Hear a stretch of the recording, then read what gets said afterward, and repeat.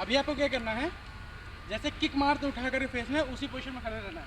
फिर इस तरीके से ये खड़े हैं और बॉडी पूरा इधर इस तरह खड़े होना है। पैरों में डिस्टेंस, आप यहाँ शोल्डर पास, फिर इधर मुड़ जाना है। ये 1 1 इधर से 1 पंच यहाँ से सीधा जाएगा और ये पंच इधर ब्लॉक में, ये 1 ये पंच यहाँ ब्लॉक में, ये और फिर ये खड़े हैं 1 2 इस तरीके से, फिर 1 2 ये 1 2 ये चीज करना है। पॉज पॉज हुआ। क्या क्या क्या क्या क्या पंच पूरा खोलो क्या और ऊपर किक मारो मुंह पे।